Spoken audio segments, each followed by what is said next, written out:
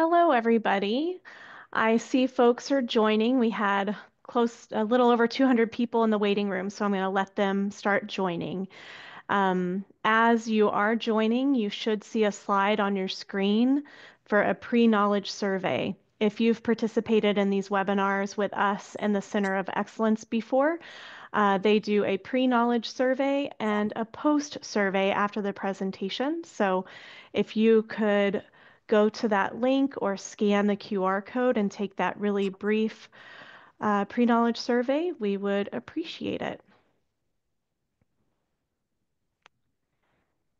And let's see if that link could also be dropped in the chat. Perfect. And it's already there. So it's there in the chat for you as well if you can't scan the QR code. Excellent. Thank you so much, Libby. And you'll see that Libby's already placed a link to the slides as well. So you can download those as well. And then, of course, we will share them after the presentation too. So let's get started.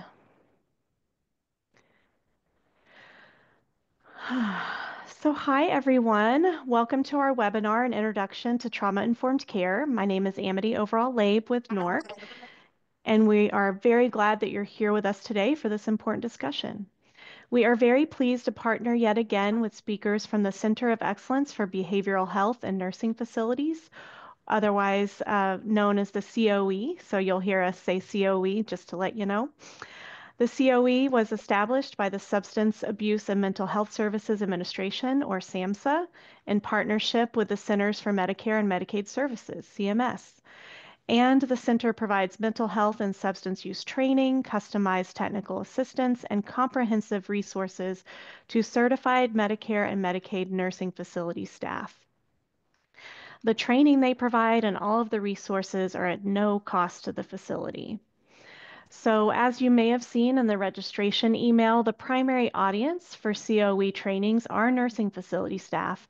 However, we at NORC feel it's important for ombudsman programs to hear what the providers are hearing, and specifically today to learn more about trauma-informed care so you're equipped with information and resources to share during your visits with nursing facility staff. So some housekeeping details. This webinar, as you may have heard, is being recorded. Please use the Q&A feature for questions for our presenters. The chat feature is turned on, so you're welcome to submit comments or even respond to questions from the speakers or other attendees in the chat. Please complete the evaluation questionnaire when the webinar is over. That should pop up automatically.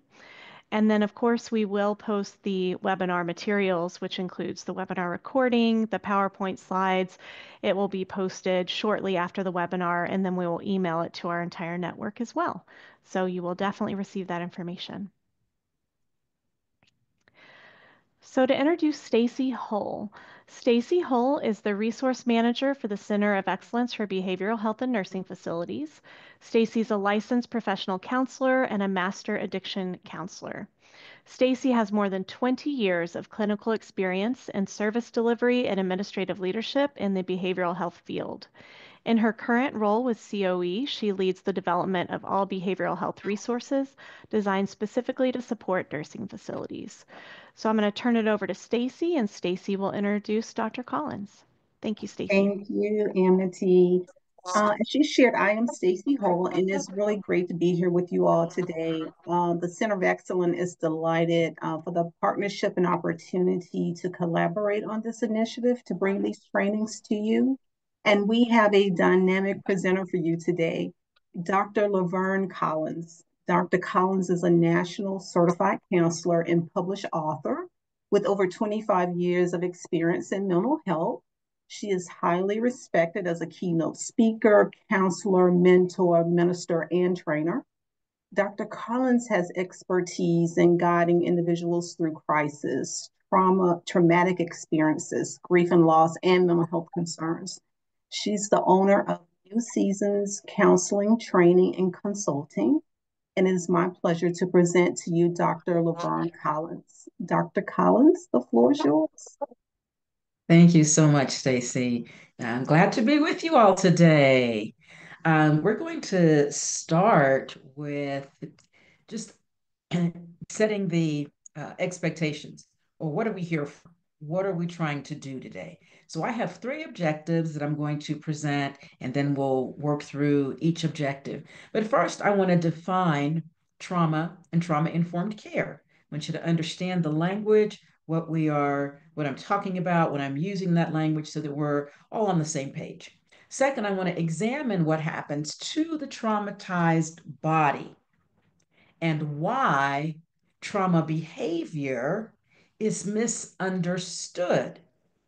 I think that's where you'll find some rich nuggets there, some good information on the traumatized body, the traumatized brain, the traumatized behavior. And then third, we'll learn the basic concepts of trauma-informed care. And you may be surprised by what you learn there as we talk about trauma-informed care, because it is not a specific treatment methodology. But I hope you'll enjoy our time together today. Next slide, please.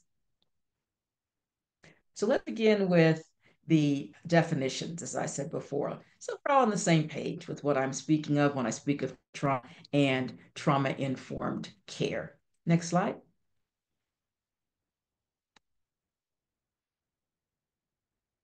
So trauma. We hear a lot of talk about trauma in today's world because there is there are just a lot of traumatic events occurring. But trauma is not the event itself. Trauma is the result of either a single event or a series of events or some set of circumstances that a person experiences as harmful or threatening, either physically or emotionally, maybe even life threatening. And that event has lasting adverse effects. Trauma is the result, trauma is the effect of the event. So for many people, the pandemic, the COVID-19 pandemic, was a traumatic event. Trauma is what's held in the body in response to that event. So make that distinction. Next slide, please. When I speak of trauma-informed care, now, trauma-informed care is an approach to behavioral health services, mental health services, medical services, nursing care services. It's an approach that has several aims or several objectives. It's an approach that aims to engage people with histories of traumatic events and histories of trauma, the effect that they carry in their body. It's an approach that aims to recognize the presence of the trauma symptoms, and an approach, most importantly, that seeks to acknowledge the role that trauma has actually had or played in their lives. And that's where we get into the behaviors and such. It's the role that the trauma carried in the body, that effect, has on the rest of life. Next slide. Those are my definitions for right now. So let me go to the second objective. What happens, what really happens to the traumatized body, and why is trauma behavior misunderstood? Let's go ahead, explore that with the next slide. When I speak of trauma behavior being misunderstood, let me just show you some examples. And I wouldn't be surprised if some of you working in facilities, nursing facilities, can recognize or can get with this. You may have seen some of this. This first image here, you have a male resident, well, the lower image, I should say, the center image, a male resident who is just about ready to throw his food tray at a staff person. At the top, upper left, you have an older male that lifts his crutch to threaten staff. And then thirdly, you have a resident who has picked up her walker, shaking it at a staff person, just as if she might throw it. And needless to say, the staff people involved are caught off guard, especially the first time. Hopefully, but there may be more than one episode or experience of this. Staff person is caught off guard, terribly caught off guard, and is wondering what in the world. Why? What's up with that? Why are they so angry? I don't understand. It was just I was coming to pick up the food tray, or I was just going to help them with their shower. I was just going to whatever, and I get that that's what happened, and I don't understand it. It's over the top. It doesn't seem to make sense. You have to understand, next slide, you have to understand what really happens to the brain in trauma. So your resident will experience neutral situations, like in those three images, your resident may experience those as terribly threatening to them. Why is that? It has to do with the limbic system. Now, I'm going to put this disclaimer out there that I did not go to medical school because I just didn't want to go to medical school. Um, and I always found, even as in counseling, that the brain stuff was the hardest stuff to understand. So my intent is to make it really, really easy.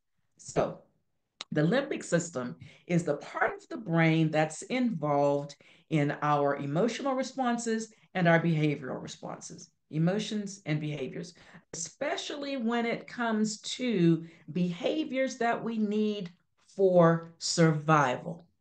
Now, if the different parts, if there are key parts of this limbic system in the brain that get flooded with stress hormones as a result of trauma, the brain can get stuck in fight, flight, or freeze mode and is always in a state of responding to a threat, even when there is no threat. One of the metaphors I like to use, one of the examples I like to use is if you've been chased by a lion, I was going to say too many times, but I think even once would do it. If you're chased by a lion once, let alone multiple times, in other words, multiple traumatic events and compounded trauma, you're going to see everything moving with a brown tail as a lion. And someone may have to tell you, that's only a squirrel. No, it's a lion. No, it's a squirrel. Trust me, it's a squirrel. But it looks like a lion. And what happens is your brain automatically goes into defend myself from the lion. So they're constantly feeling on edge. And unfortunately, nothing seems to help. That emotional trauma, emotional effect that in that body gets physically stuck and almost becomes, and sometimes becomes, their normal. So they are quick to respond with anger, the hypervigilance, the overreactivity, the sensitivity to alarm, things that should be just treated as normal and benign, feel like a threat when a person is carrying trauma in their body. Because when you carry trauma in your body, guess where it's housed? It's housed in the brain. Go to the next slide and let me explain about this nervous system I'm talking about. In this limbic system, we speak often of the autonomic nervous system. You don't have to remember that, but it's basically a balanced system. So think hot and cold, think hot being a gas pedal, think cool or cold being the brake pedal. The sympathetic nervous system is that gas pedal. And this is what puts you into fight or flight response. This is what's responsible for protection and survival. This is your stress response. This is when the adrenal glands really get activated. Now, the parasympathetic system, okay, is not the gas pedal, it's the brake pedal. Sympathetic is hot, parasympathetic is cool because it has everything to do with resting, relaxing, being able to digest your food again. Whenever you're in that tense Sympathetic dominance, you don't have an appetite, you're anxious, you're upset. A lot of times when in the immediate aftermath of a loss, death, grief, a person doesn't have an appetite. It's because they're in that sympathetic nervous system just trying to survive. Parasympathetic helps you grow and develop because it doesn't suspend the necessary systems for growth and development. It invites the systems for growth and development to reactivate so that you can get back to baseline normal. Now these two systems are playing tug of war all the time in our lives today because we're going from high energy gas pedal, stress, anxiety, high energy, hypervigilance, overperforming, overworking, and those are the people that don't even have maybe a significant trauma. But when you add a significant um, in the body to that, wow. Let's go to the next slide. And let me tell you what happens when the sympathetic nervous system is dominant. In other words, the gas pedal, your body is flooring it for survival, fight or flight. In sympathetic dominance, your brain is being bathed in this hormonal and neurochemical cocktail of sorts. And it's a powerful thing because that cocktail can actually interfere with new protein production. But what it does do, it does allow for the development of new neural pathways built on being in that state of fear and stress and arousal. So the brain develops new neural pathways. In other words, telling you what to do when you're in those high stress, threatening moments. So let's go to the next slide, compare the trauma brain with the resting brain.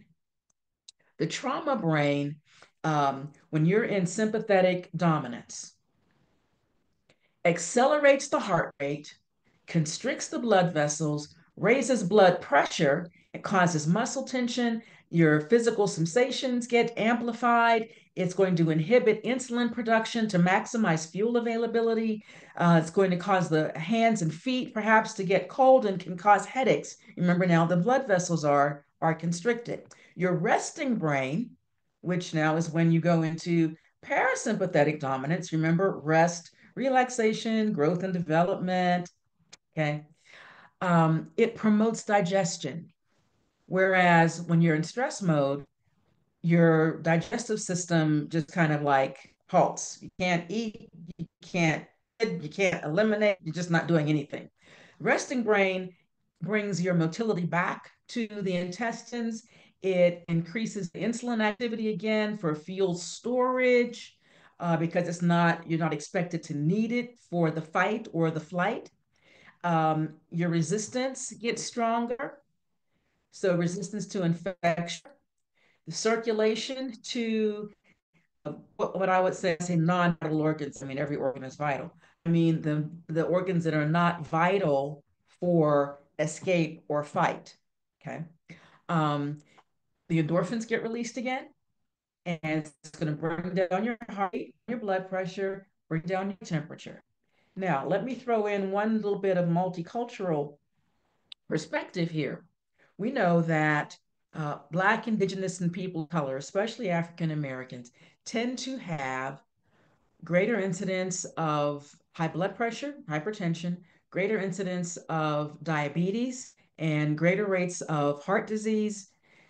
And when you think about that, the historic uh, issues of discrimination and race-based violence and inequity in systems.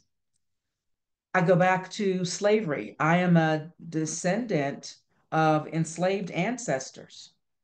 And epigenetically, those patterns get passed down because your brain is smart and the babies in utero are wired to adjust to and adapt to the same environment that their ancestors had to survive. So it's not surprising that when these new neural pathways are built, there are higher incidence of high blood pressure, higher incidence of diabetes, because historically there would have been a greater proclivity for the trauma brain to be active and that sympathetic nervous system to be dominant. So you want to consider that when you're thinking about racially minoritized residents and clients, individuals, patients. So that's the trauma of the brain versus the resting brain. Now, you're not supposed to stay in trauma brain. You're not supposed to stay in sympathetic nervous system because you're not supposed to be chased by a lion every day. It's not supposed to be that way. But the more you're in that state, the more constant that state becomes, and the easier it becomes to get into that state. You get hypersensitive. You become hypersensitive to the dangers. So let's go to the next stage, next slide rather. And um, what I'm saying here is that what happens is people are easily re-traumatized by seemingly benign and neutral things, things that should not have that kind of effect. Studies show that many people who are accessing mental health care have a history of traumatic events. Trauma is being stored in their brain, in their body, and they often will re-experience or experience re-traumatization in acute mental health inpatient settings. And why is that? Treatment for trauma is not routinely explored as an option. It's not often included in a person's care plan. Nursing facility staff then may not draw connections either between the trauma history and that residents presenting mental health problems or they're presenting social behavior. We don't often think about a person's behavior being tied to traumatic events that may have happened years ago, such that that person is still living, storing that trauma in the brain, and it gets easily clicked on. I'm going to talk about that in just a few minutes, just how easily it can get triggered. Let's go to the next slide. And to recap this whole thing about the sympathetic nervous system, just think about this. It is the activation of our survival system when we are under stress. It dysregulates and shuts down systems that are not needed for immediate survival. That should be temporary, as I said before. Now, when there's danger, reactivity is the correct physiological response. The brain is doing exactly what it's supposed to do. It's setting you up to survive, to stay alive.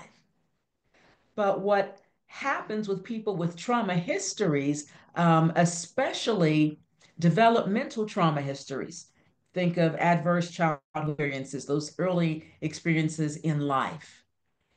They get in that sympathetic nervous system response that is supposed to only be used for survival, and they stay in it too long.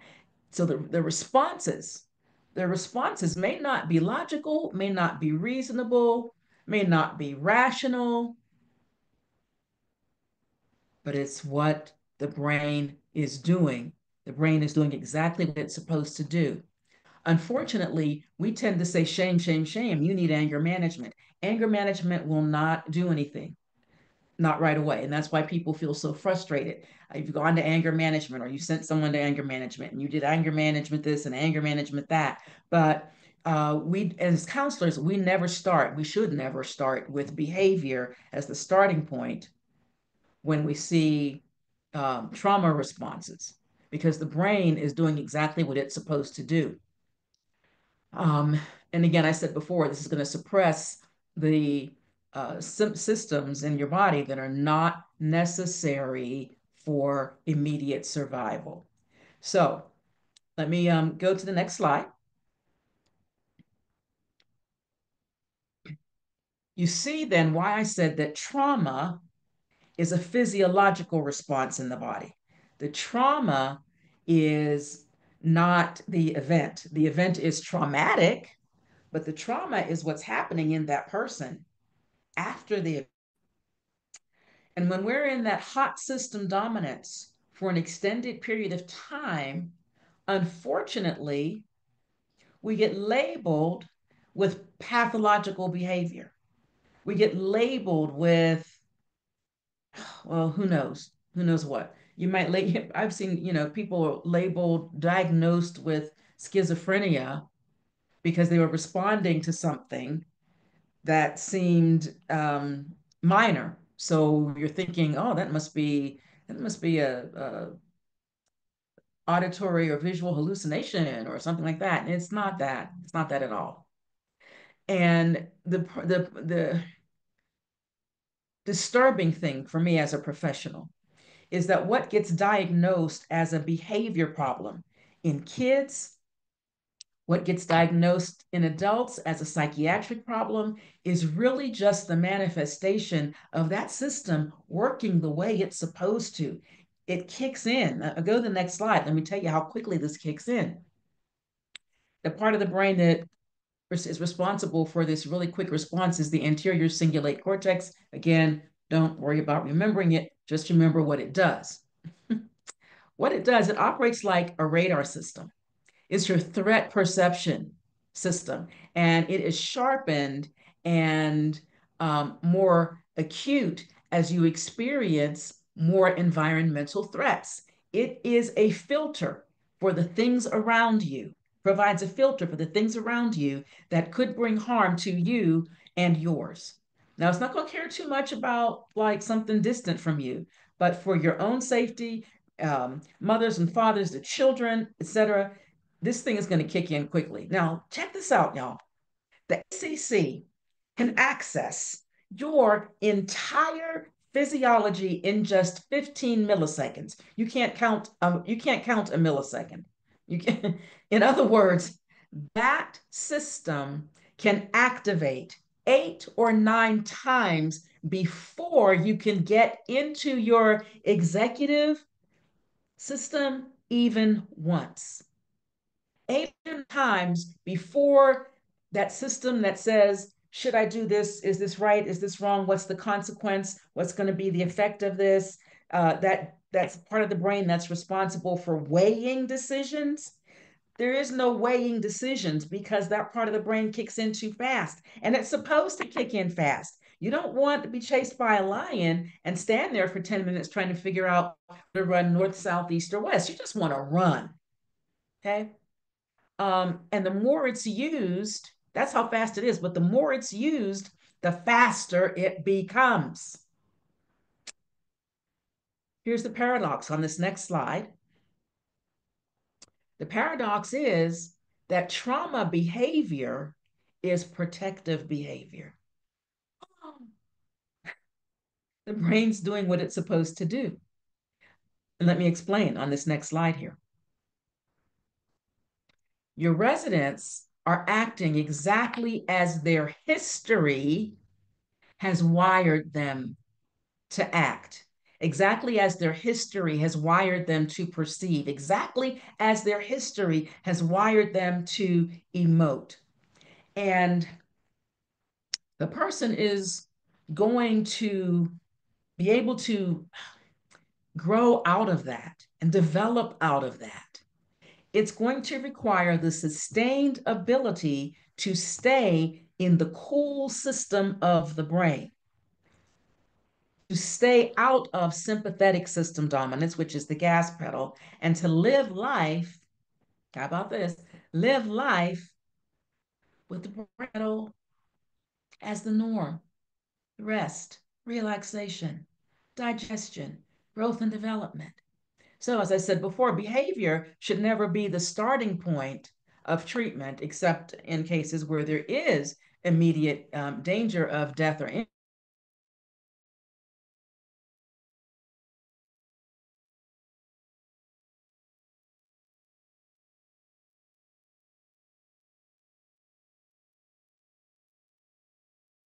more days of the week, more weeks of the month, more months of the year. It's all about training the brain to experience, training the brain to experience calm.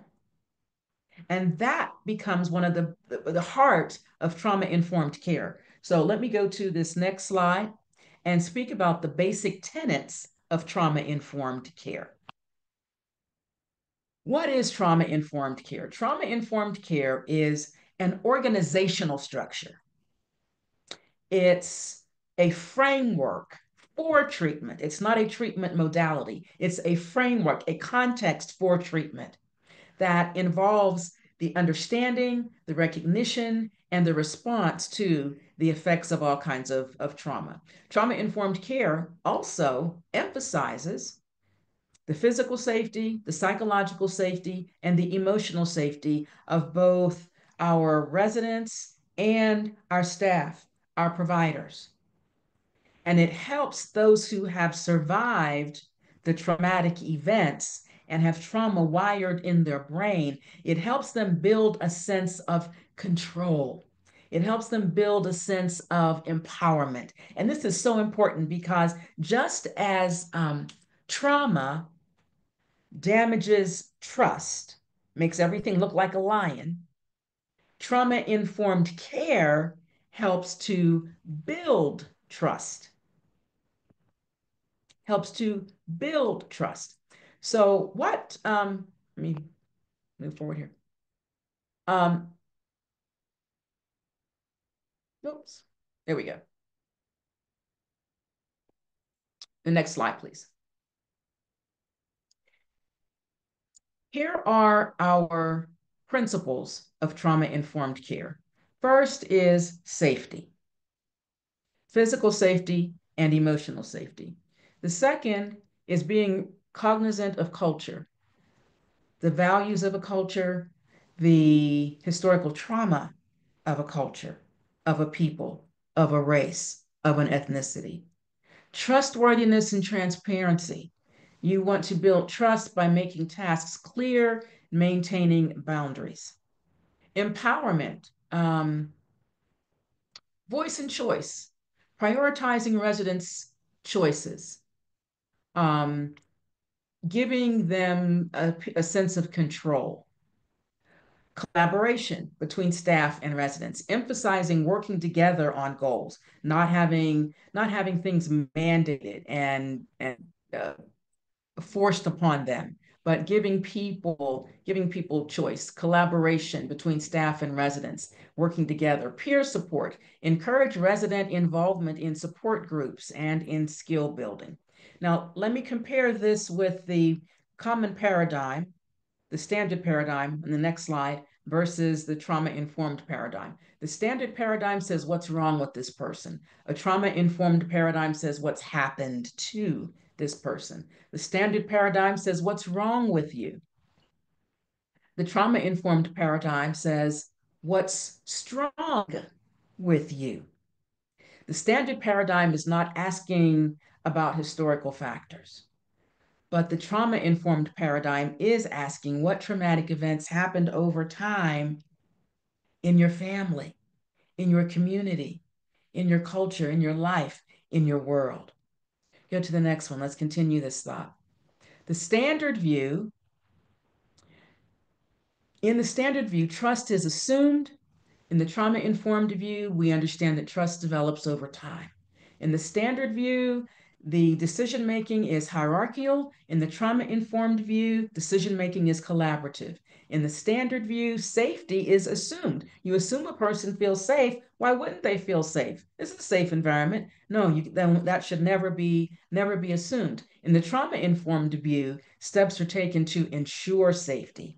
In the standard view, a resident is more likely to be a passive recipient of services, or they might get a chance to choose from some menu of services. But in the trauma-informed view, the resident is encouraged to develop skills and to express choice. So let's go to my last couple slides here. What you can do tomorrow. You can incorporate a trauma-informed lens into all of your facility operations, especially in your clinical discussions. How could this behavior make sense as a reaction to past trauma? We want to talk about that. We want to talk about what might this resident need to avoid reliving when it comes to when it's related to their past trauma. What might they need to avoid reliving in the future?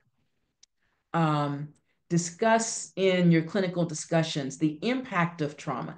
Don't worry about the sources so much, right? It's the impact of trauma, because the source of trauma could be a rape, an assault, a sexual assault, a robbery. It could be loss. It could be death. It could be a fire. I'm very concerned about Los Angeles because the entire region is traumatized right now. The trauma is not just affecting the people whose homes have been lost. My heart breaks for them, but I recognize that the trauma is this is the major metropolitan area. The entire area is potentially traumatized right now because they are enduring a traumatic event. So we're talking about the impact of trauma. Again, not the source. Next slide, what you can do tomorrow. Incorporate trauma-informed care screening questionnaires, perhaps, into your intake process. And any trauma experiences that are identified should be included in that residence care plan. Provide trauma-informed care training to staff at all levels, from reception, support services, treatment services, administration, senior management, C-suite, everybody. Um, Help them draw connections between trauma history and that resident's mental health challenges or behavioral challenges. And of course, I believe you can also request technical assistance from the Center of Excellence for Behavioral Health and Nursing Facilities to assist with your trauma-informed training needs. Next slide. Those are all the slides that I have. I know we're going to have some discussion and some Q&A. So let me invite that now. Amity? Thank you so much, Dr. Collins. So as you can see on this slide, as I mentioned earlier, there is a post-knowledge survey that the COE would like you to complete. So if you could scan that or go to the link in the chat and fill that out while we're talking, that would be really helpful. And to tag on a little bit to what Dr. Collins said, it really hit me when she was talking about the fires. And really needing to focus on the impact of trauma and not the event, because in addition to the people that were directly impacted in that area, trauma is also witnessing traumatic events. And so people far and wide have been, as you said, Dr. Collins, impacted in a variety of ways due to ongoing trauma, and not even to mention us all living through a pandemic and experiencing that and still recovering. So with that, I want to go to one more slide. And again, these slides are linked in the chat already. We will email them out to everyone that registered and our entire network, and they'll be on our website. So you will have all these QR codes to these excellent resources from the COE. But I want to spend a little bit of time very briefly talking about nursing facility requirements and tying all this back to your work as an ombudsman. As I believe it was Kathy already mentioned in the chat, nursing facilities are required to provide trauma-informed care. So I'm going to very briefly skim through those requirements and then identify a resource that you can refer back to that has more detail about the requirements and the guidance. But federal guidance states that given the widespread nature and highly individualized experience of trauma, the utilization of trauma-informed approaches is an essential part of person-centered care. So it all goes back to what ombudsman work has been about since the very beginning, right? Individualized, person-centered care. Facilities must recognize the effects of past trauma on residents and collaborate with the resident, their family and friends, or their support network to identify and implement individualized interventions. So like I said, due to time, I won't discuss this in detail, but wanted to highlight that the comprehensive care plans must include and B, culturally competent and trauma informed. So, in order for that care plan to be culturally competent and trauma informed, they have to talk about this and talk about the history and the impact about how that individual is feeling and been impacted. And to go a little bit more into trauma informed care and what that means, facilities are required to ensure that all care that's delivered and services are provided, obviously, in addition to meeting professional standards, that they're delivered using approaches which are culturally competent and account for experiences and preferences and address the needs of trauma survivors by minimizing triggers and/or re-traumatization. The regulations also address the need for sufficient staff related to ensuring trauma-informed care and require that sufficient staff members possess obviously basic competencies and skills set to meet the behavioral health needs of residents for whom the facility has assessed and developed care plans, and obviously must consider the acuity of the population in its assessments, including residents with mental disorders, psychological disorders, substance use disorders, and a history of trauma. So again, this is well integrated to the regulations and the guidance. So what does this all mean for ombudsman programs? I want to go back to a little bit about what Dr. Collins mentioned earlier about using a trauma-informed lens for facility operations. Obviously, providers need to do that, are required to do that, and frankly just should do that. But I think this statistic alone talks about why using a trauma-informed lens in both ombudsman program work and ombudsman program management is critical as well. 70% of adults have experienced some kind of traumatic event in their life. So it's very likely that a large majority of events of residents may be affected, and a best practice would be to approach all residents assuming they've experienced something in their life that may trigger a response. And with saying that, I want to talk a little bit about staying in the ombudsman role of being an advocate and not a doer of things, because I saw a question, which is a great question, about how can you tell the difference between a trauma response and maybe aggressive behavior that might be a behavioral symptom of dementia. Well, as an ombudsman, I just want to make sure you leave with, if you're an ombudsman asking that question, it is not your job as an ombudsman to determine if it's a trauma response or if it's related to dementia. Your job as an ombudsman is to ask the questions, to talk to the facility staff, to advocate for the resident to make sure the facility's asking those questions of themselves and providing the proper services. But you are obviously not a therapist, a social worker, a doctor. That's not your role. So as resident advocates, the program, you all use active listening, empowerment, and resident-centered advocacy every single day when working with residents you serve, including, of course, those that have experienced trauma. You're likely already implementing several of the trauma-informed principles in your work due to your training and your primary focus to empower residents and to ensure their voices and experiences are shared, and your efforts to build trust and develop those relationships so residents see you as a safe space to share their concerns. So this statement in particular resonated with me as it applies to your work. As ombudsman representatives, you maintain your advocacy role and don't act as therapists. However, your connection with residents and your work to empower them is likely very therapeutic. So just keep that in the back of your mind when you're thinking about your trauma-informed approach. And also, when applying trauma-informed care principles when working with residents, you can think about how you can increase choice. How do you personally identify individual resident strengths when you're working with them? How do you identify them and how do you support those strengths? How do you personally make residents feel safe?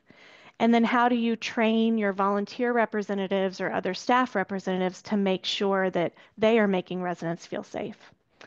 How can you be even more trustworthy and transparent? How do you communicate that with residents, that they can trust you? How do you model that they can trust you? How do you promote peer support? You know, do you encourage residents to get together? Do you encourage residents to join the resident council and support those councils? Maybe once you identify residents with shared interests, do you find a way to connect them if they're interested? And then, of course, how do you collaborate with and empower residents? And then also practice in a culturally informed way. So these are all things to consider in your individual work with residents.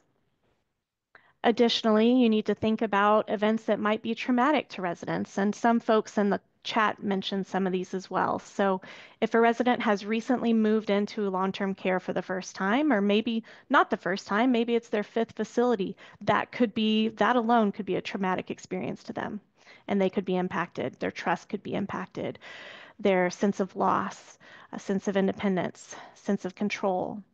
Uh, Potential transfer trauma after facility closure or discharge. Their roommate passes away. They experience abuse, neglect, or exploitation, or they even have to evacuate due to a disaster. So obviously check in with residents that may be impacted. Make sure that you're aware of services and supports that are available in your community to support residents if they need it and if they give you, of course, permission to connect them with those services or encourage the social worker to connect them with those services. Advocate for comprehensive care plans, individual resident-centered care, remind facilities of their responsibilities, of course, share information about trauma-informed care.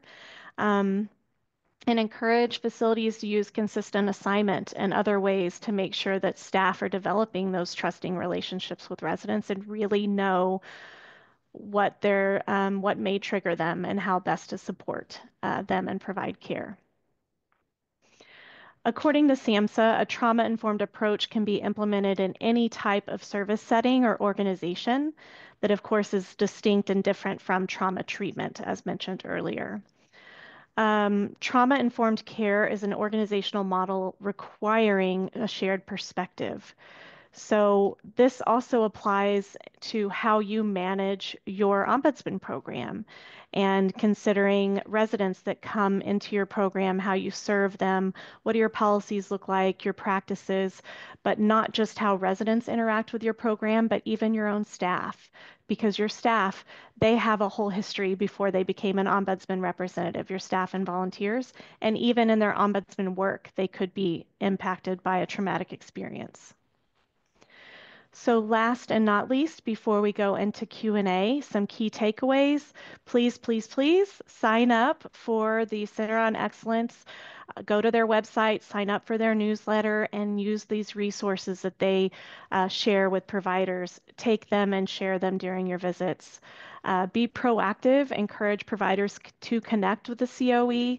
You'll find on the website that providers can actually request TA directly, just hit a button and they'll fill out what they need. And they have regional consultants that work individually with facilities. Important to remember that they are not a crisis line. They are there to be preventative and provide training and support before something happens. Share best practices with your program reps and facility staff, and make sure, again, to maintain your role. And just remember, applying trauma-informed care principles to your work and communication style, you can be therapeutic, but you're not a therapist.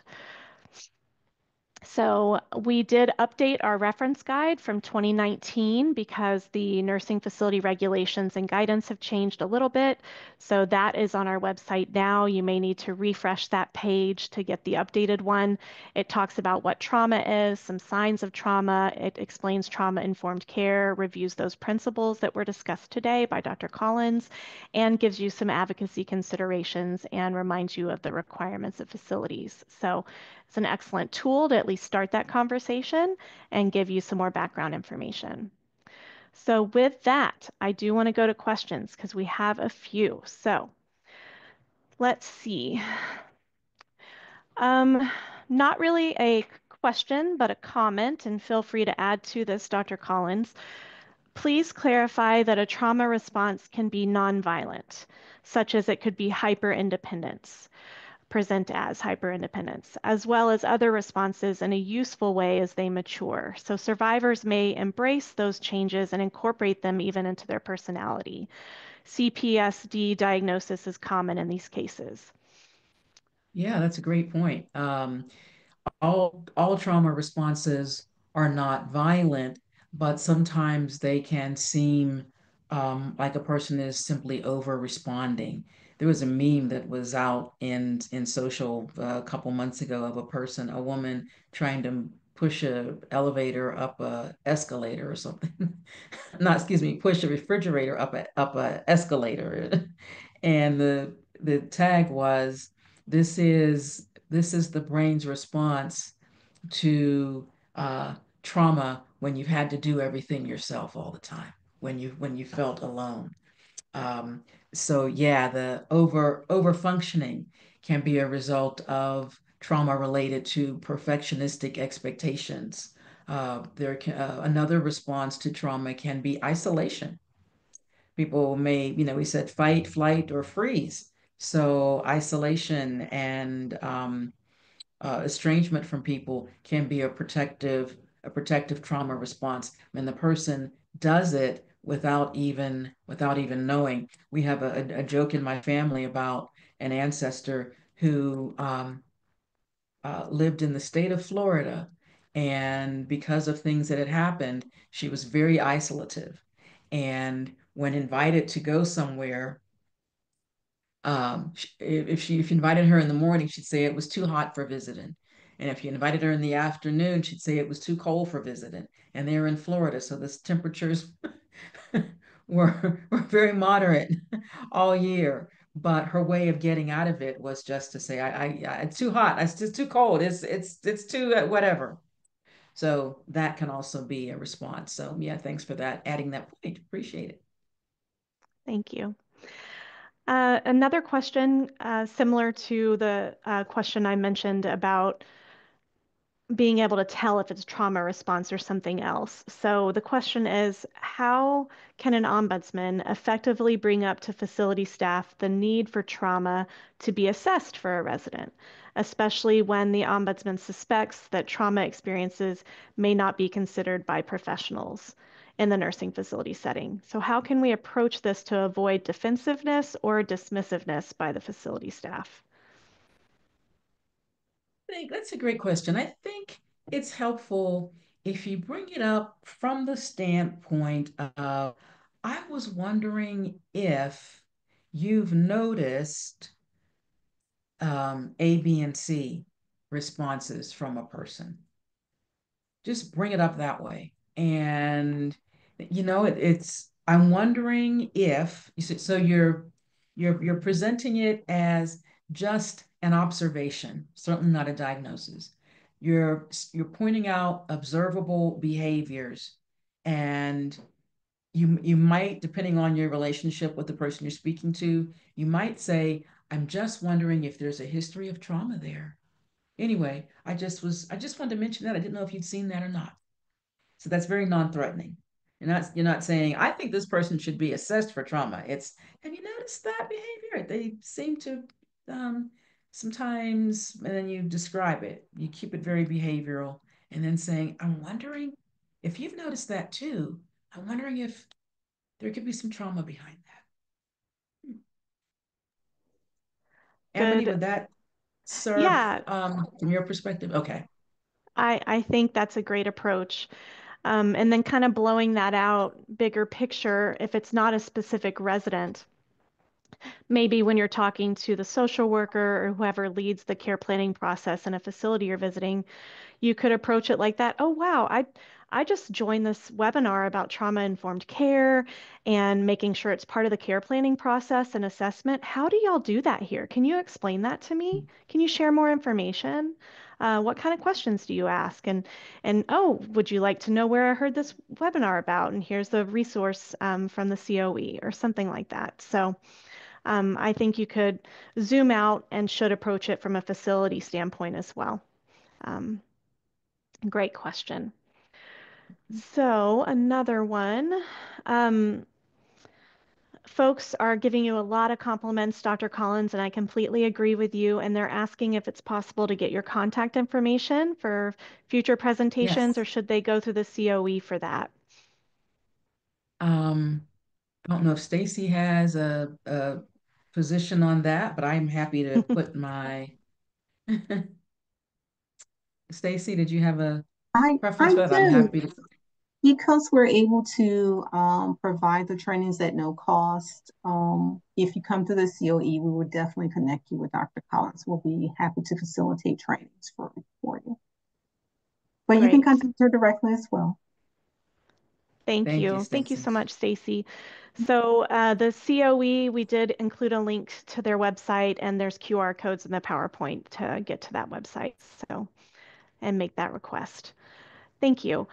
Another question, and this is a good one because I think it ties into a lot of things. I don't suppose it's easy to recognize behavior that's rooted in trauma. Age and wanting to forget it may inhibit this. I mostly see medication giving to calm the entire situation instead of getting to that root cause. So I think that question does kind of hit to generational differences and how they deal or not deal with traumatic experiences. If you want to speak to that, Dr. Collins. If I understand the question, I can recall my father served in World War II, and he and all of his buddies that from our part of town, all of his friends were also war veterans, but you never heard them talk at all about their experiences during the war, other than social things or comedic things. They never talked about any combat, never talked about battles, anything. My dad was stationed in the South Pacific. You never heard anything. So many times, and this is something you have to be very conscientious of, many times when you're working with veteran service members, they don't choose to talk about the traumatic events that they witnessed, what they experienced. And you don't need the person to talk about it. You don't need to force that. If they bring it up, okay, but you never want to ask someone, say, who's a war veteran. So tell me about your active duty. Tell me about your combat experience. You don't want to do that at all. Um, what you do want to do is help them to get into that, create safe spaces for them to be in parasympathetic dominance. Um, Sometimes I will just assign people to set aside 4 or 5, 6 times a day, 15 minutes, just to do some meditation, to shut off, turn off their brain, just to relax, breathe, rest, digest, do mindfulness activities, something so that there are more points throughout the day when they experience that that calmer state. And I hopefully it's more like a dotted line that eventually becomes a solid line. The more each dot represents a calm state, and the closer those dots get together, the dots and the segments in the dotted line, the closer they get together, right? The closer you are to a solid line of parasympathetic dominance, because the person gets used to the experience, the brain experiences the cool state. And the more often you're in that hot state, the easier it is to get there and the longer you can stay there. So you want to help people feel safe. And there's a role of advocacy in that as well. Advocacy in terms of helping people who don't have voice, who live in dangerous, chaotic systems, who work in dangerous or chaotic systems in the community. There's all kinds of advocacy. There's advocacy for the disabled. There's advocacy for racialized minorities. There's advocacy for anyone who is a member of a marginalized or otherized group. And whatever advocacy you can provide, advocacy for students, because a lot of times kids are experiencing things in school that are creating traumatic effects for them. And the next thing you know, they're ready to fight or throw a desk or a chair at someone in the classroom. Sometimes advocacy means not just cooling down the person from the inside out, but cooling down their environments, their outer world, giving them safer spaces in which to live. And that's a role of advocacy too in response to that. So I probably got off track from the original question. I apologize No, if I did.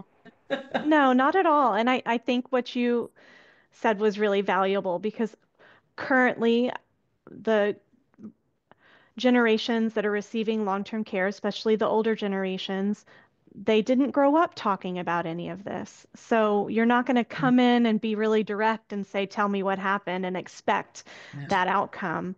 However, provider staff and professionals and ombudsman, you should be able to identify a response that's happening and ask questions to see how you can avoid that triggered response. So, again, addressing the impact, not the specific event. So, no, I Yes. think that was very, very valid. Um, and I think we're going to see a lot more work in this area, especially as folks age, and then even just looking at neurodivergence and people with sensory needs and think about living in a long-term care facility that can just be traumatic on its own, just with the noise and the Yes. change. So, no, Yes. thank you very much. Um, Unfortunately, we are already at the top of the hour. We could talk about this forever. Dr. Collins, it was a pleasure listening to you, and we learned so much. I would like to remind everyone, of course, if you did not receive this information about our training directly and you are part of an ombudsman program, sign up for our email list so you can get our information and resources. And please complete the brief evaluation. The SurveyMonkey link is already in the chat, and it should pop up as well as soon as we close everything out. But again, thank you all for doing the important work you do every day. Thanks for coming to this with some excellent questions and perspectives. We appreciate you, and make sure to continue to connect with us. Thank you, Stacy. Thank you, Dr. Collins. We really appreciate this collaboration. Take My care. pleasure.